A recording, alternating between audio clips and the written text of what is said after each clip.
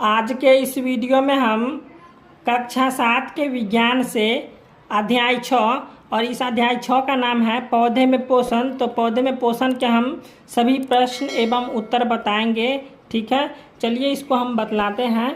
इस सभी प्रश्नों को हम लिख लिए हैं कॉपी पर। चलिए इसको हम बतलाते हैं। तो यहाँ पे देख लीजिए, प्रश्न संख्या 1 है। प्रश्न संख्या 1 है, सही उत्तर पर चिन्ह लगाइए। ठीक है, तो प्रश्न संख्या 1 के ए में है, हरे पौधे जो अपना भोजन स्वयं बनाते हैं कहलाते हैं। तो हरे पौधे जो अपना भोजन स्वयं बनाते हैं उसे हम स्वपोषी कहते हैं। ठीक है, तो इसका जो है ऑप्शन नंबर 4 हो जाएगा। ठीक है, स्वपोषी।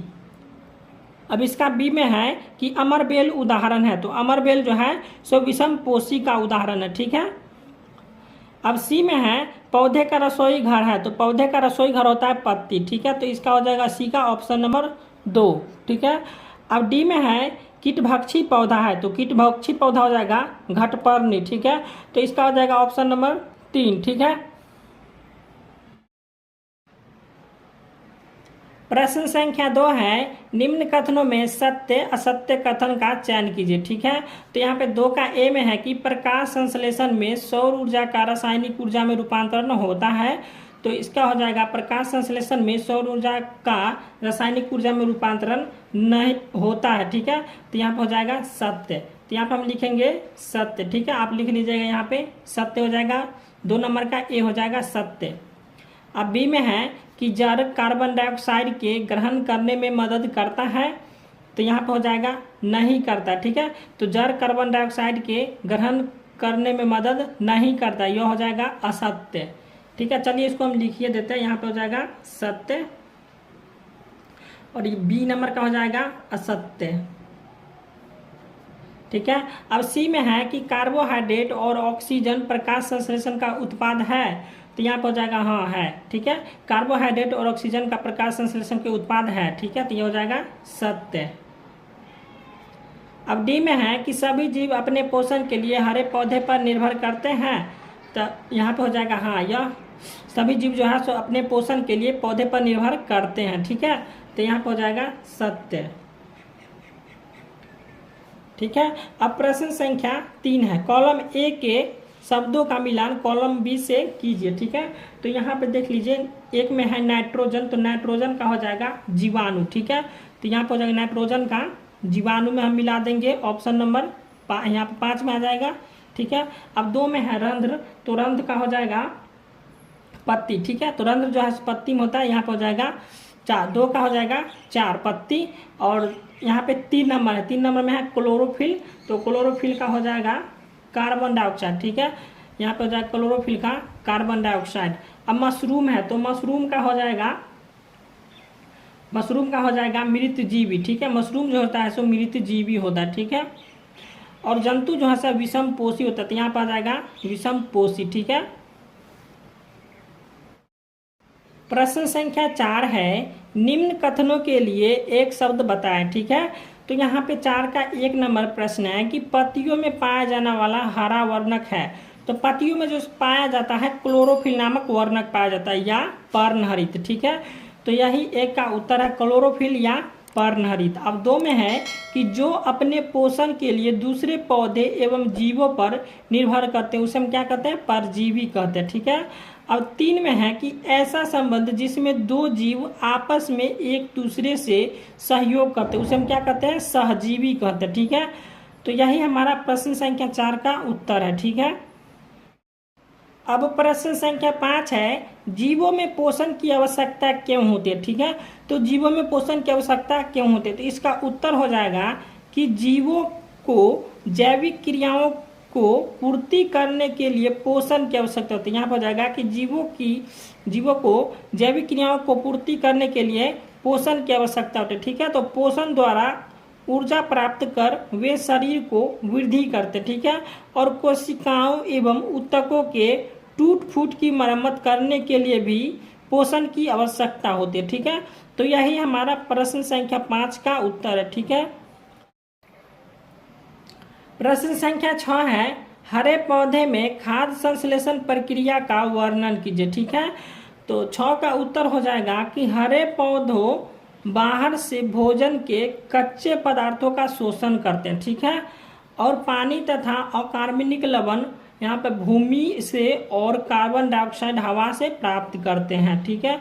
और वर्ण हरित तथा सूर्य के प्रकाश की सहायता से मुख्यतः पत्ती में कार्बनिक खाद्य पदार्थ तैयार करते हैं। तो पेड़ जो है अपना खाद्य पदार्थ कहाँ बनाता है? पत्ती में बनाता, ठीक है।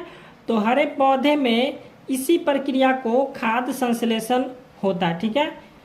तो हरे पौधे में इसी प्रक्रिया से खाद्य संश्लेषण होता है, ठीक है। तो अब प्रश्न संख्या 7 है, कैसे प्रदर्शित करेंगे कि प्रकाश संश्लेषण के लिए सूर्य का प्रकाश अनिवार्य है, ठीक है। तो यहाँ पे 7 का उत्तर हो जाएगा कि प्रकाश संश्लेषण के लिए क्लोरोफिल, सूर्य के प्रकाश और कार्बन डाइऑक्साइड और जल की आवश्यकता होती है। यहाँ पे बताए हैं क्वेश्चन में कि प्रकाश, उत्तर में है कि प्रकाश संश्लेषण के लिए क्लोरोफिल और सूर्य का प्रकाश, कार्बन डाइऑक्साइड और जल की आवश्यकता होती है, ठीक है। और हरी पत्ती वाले पौधे को यदि बंद कमरे में रख दिया जाए तो वहाँ पौधे को क्लोरोफिल, कार्बन डाइऑक्साइड तथा जल तो मिलेगा, लेकिन सूर्य का प्रकाश नहीं मिलेगा। इससे सिद्ध होता है कि प्रकाश संश्लेषण के लिए अन्य पदार्थों के साथ ही सूर्य का प्रकाश भी मिलना अनिवार्य है, ठीक है। तो यहाँ पे देख लीजिए, यहाँ पे एक पॉइंट है कि जब पौधे को सूर्य का प्रकाश नहीं मिलता है तो आप इसको घर में रख दीजिएगा तो ये इसका रंग बदल जाएगा, ठीक है। प्रश्न संख्या 8 है, परिभाषित करें, ठीक है। तो प्रश्न संख्या 8 में हमको क्या करना है? परिभाषा देना है, ठीक है। तो प्रश्न संख्या 8 के 1 में है प्रकाश संश्लेषण। तो प्रकाश संश्लेषण का परिभाषा क्या होगा? चलिए यहाँ पे 2 नंबर में है सहजीवी का संबंध, ठीक है। और 3 में है परजीवी और 4 में है मृतजीवी। तो यहाँ पे हम पहला बताएंगे प्रकाश संश्लेषण, ठीक है। चलिए इसको हम बतलाते हैं। तो यहाँ पे 1 में है प्रकाश संश्लेषण, ठीक है। तो क्लोरोफिल, कार्बन डाइऑक्साइड तथा जल का उपयोग कर पौधे अपना भोजन बनाते हैं और इसी प्रक्रिया को प्रकाश संश्लेषण कहते हैं, ठीक है। अब 2 में है सहजीवी संबंध, ठीक है। तो सहजीवी संबंध का हो जाएगा कि कभी कभी 2 जीव साथ साथ रहते हैं और वे आपस में आवास के साथ ही भोजन भी बांटते हैं। लाइकेन और शैवाल और कवक के बीच ऐसे ही संबंध है, ठीक है। और ये एक दूसरे के लाभ पहुंचाते हैं, इसी प्रक्रिया को सहजीवी संबंध कहते हैं। तो यही हो गया, ठीक है। अब तीसरा बचा है, तीसरा है परजीवी, ठीक है। परजीवी का परिभाषा हो जाएगा अमरबेल जिस पौधे से अपने भोजन प्राप्त करते हैं उसका परजीवी कहलाता है, ठीक है।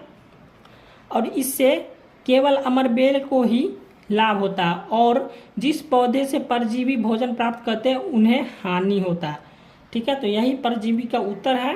अब 4 में है मृतजीवी। तो मृतजीवी में यहाँ पे लिखा हुआ है कि कुकुरमुत्ता, ठीक है, और गोवरछत्ता जो कवक या फंजाई कहलाते हैं, ठीक है। और इसमें न क्लोरोफिल होता है और न भोजन बनाते हैं, ठीक है। और ये मृत या सड़ी गली वस्तुओं में एक विशेष प्रक्रिया द्वारा अपना भोजन प्राप्त करते हैं, इन्हीं को। अब प्रश्न संख्या 9 है मिट्टी में पोषक तत्वों का पुनः पूर्ति, ठीक है।